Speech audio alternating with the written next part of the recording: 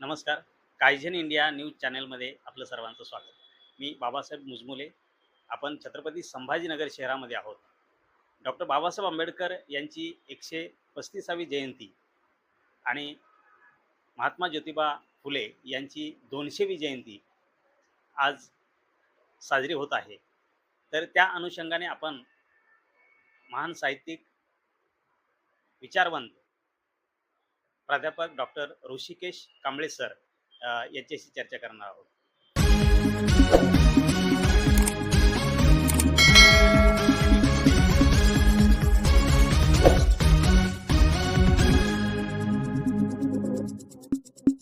नमस्कार सर. नमस्कार. जय भीम. जय भीम. डॉक्टर बाबासाहेब आंबेडकरांना समजून घेत असताना एकंदरीत समाज, युवक आणि देशातील नागरिक यांनी त्यांचे विचार कशा प्रकारे समजून घेतले पाहिजेत आणि कोणत्या गोष्टी सुटल्यात का समाजाकडून?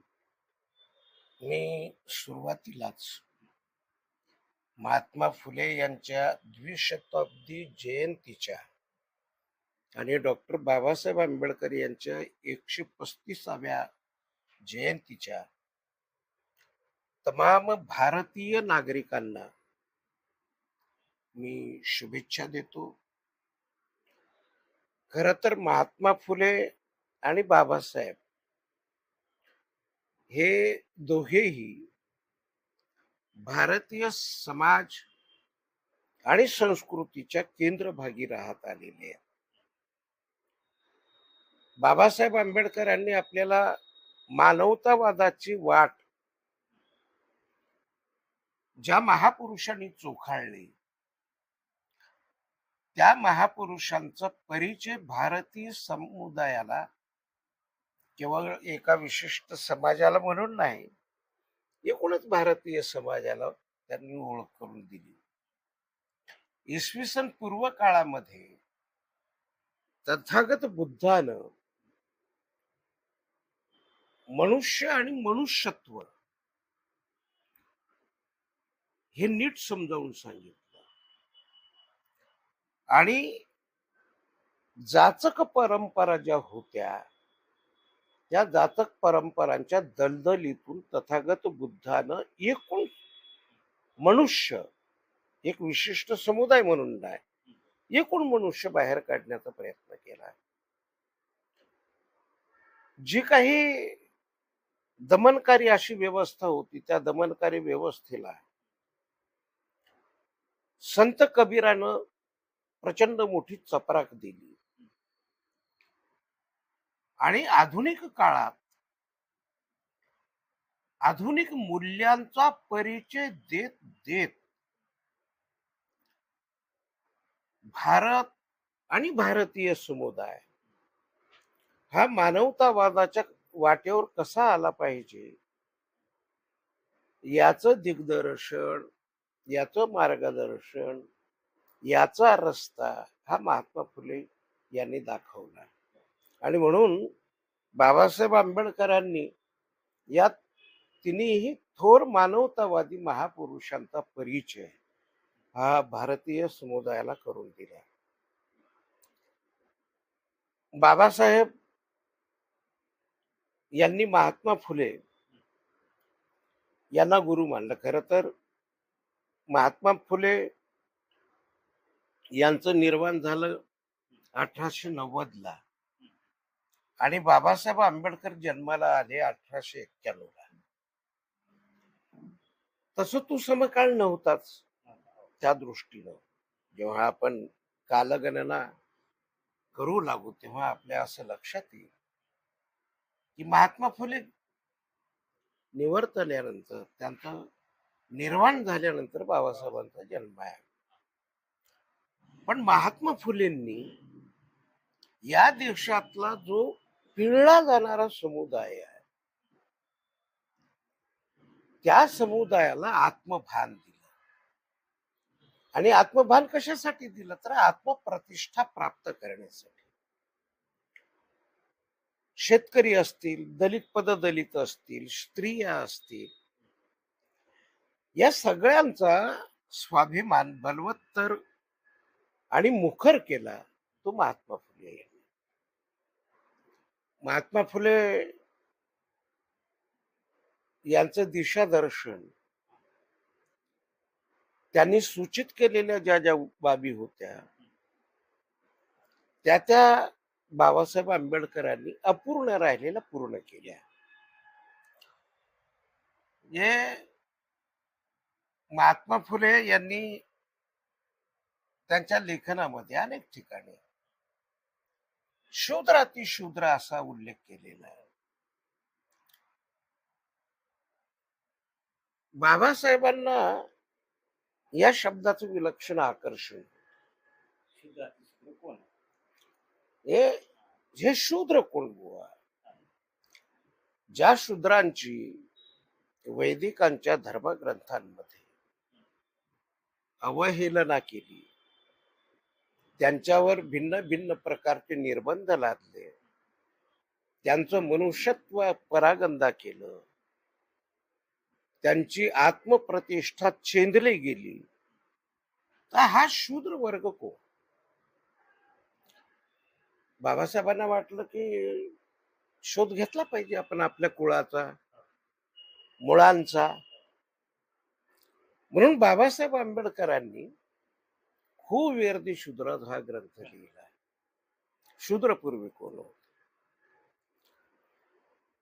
नंतर बाबासाहेबांच्या असं लक्षात आलं की आपण शूद्र तर मानलाय, पण एक मोठा वर्ग अतिशूद्रांचा आहे, त्यांच्याही मुळांचा शोध घेऊ. मग बाबासाहेब आंबेडकरांनी खूप वेअरदी अनटचेबल हा ग्रंथ लिहिला. ते शूद्र अतिशूद्र या शब्दाला जो जन्म दिला महात्मा फुल्यांनी, त्याचा शोध घेऊन या देशातला जो एकूण 85% जो वर्ग आहे, त्यांच्या मुळांचा शोध घेण्याचा केवळ प्रयत्न नाही, सबळ पुराव्यानिशी बाबासाहेब आंबेडकरांनी ते मांडले आणि हे सांगितलं की शूद्र आणि अतिशूद्र हे दोन्हीही एकाच वंशाचे आहेत, ते भिन्न नाहीत, वेगळे नाहीत, एकच आहे. बाबासाहेब आंबेडकरांनी हुवेअर्दी अनटचेबल मध्ये मांडलेला जो सिद्धांत आहे, तो सिद्धांत फार महत्वाचा आहे. त्या सिद्धांताचं नाव आहे ब्रोकन मेन सोसायटी.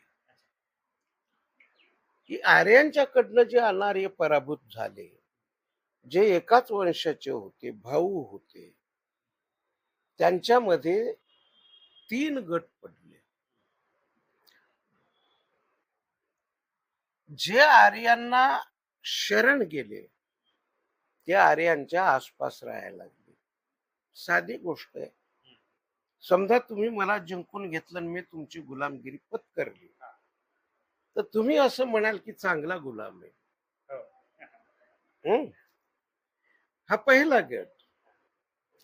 दुसरा गट जो आहे तो म्हणाला की ही भूमी माझी आहे, या भूमीचा मालक मी आहे.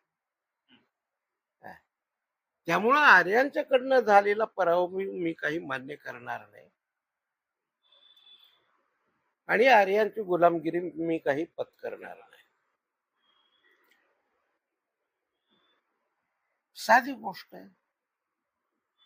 मी पराभूत झाल्यानंतर मी तुमची गुलामगिरी स्वीकारणार नसेल, तुमचं जे प्रभुत्व आहे तेही मान्य करत नसेल, तर तुम्ही काय म्हणाल? गावाच्या बाहेर, वेशीच्या बाहेर. वेशीच्या बाहेर. हा दुसरा गट ज्याच्यावर अस्पृश्यता लादली. आणि तिसरा जो गट आहे, तो बाबासाहेब आंबेडकरांनी फार सुरेख उल्लेख त्या तिसऱ्या गटाच्या विषयी केलेला आहे. तो सिद्धांत मांडताना बाबासाहेब म्हणाले, we should have salute to them. ते म्हणाले हे गावही नको, आर्यांची गुलामगिरीही नको, ते जंगलाच्या वाटेने निघून गेले. हा तिसरा गट म्हणजे भटके, विमुक्त आणि आदिवासी. आता हे कसं समजून घ्यायचं? बाबासाहेबांनी तर सिद्धांताच्या रूपात मांडले, कन्सेप्ट मांडले. तर मराठ्यापासून आदिवासींच्या पर्यंतच्या सगळ्या जातींची आडनावं बघा, जवळपास तुम्हाला सगळी आडनावं सारखी आहेत. काय महाराष्ट्रापुरतं बोलायचं झालं मग इकडं महाराष्ट्रात मराठा आहे, आंध्रामध्ये रेड्डी आहे. हम्म.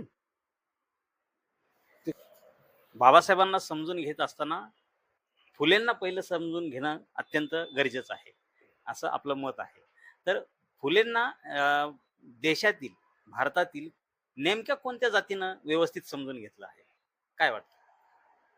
असं आहे, समजून घेणं आणि समजून घेतल्यानंतर षडयंत्र राबवणं या दोन्ही गोष्टी भिन्न आहेत. हम्म. ज्या समुदायाचा ज्ञानक्षेत्राशी अनुबंध असतो, संबंध असतो, तो समुदाय या महापुरुषांना पहिल्यांदा समजून घेऊन मग कटकारस्थान करत असतो. या देशातली ब्राह्मणी प्रवृत्ती जी आहे, ब्राह्मण मानत नाही मी, ब्राह्मणी प्रभू ब्राह्मणी प्रवृत्ती,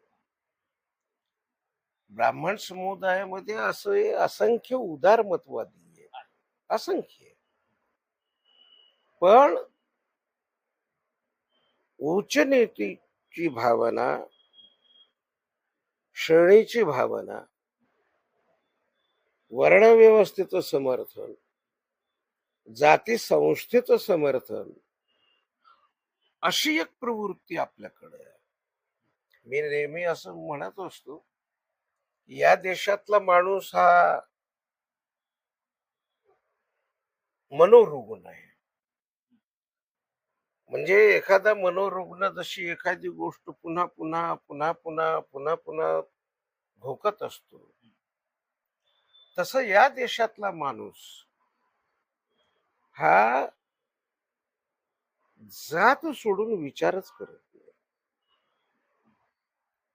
तो मनोरुग्णासारखा आहे. म्हणजे एखादी व्यक्ती कर्तृत्व संपन्न असेल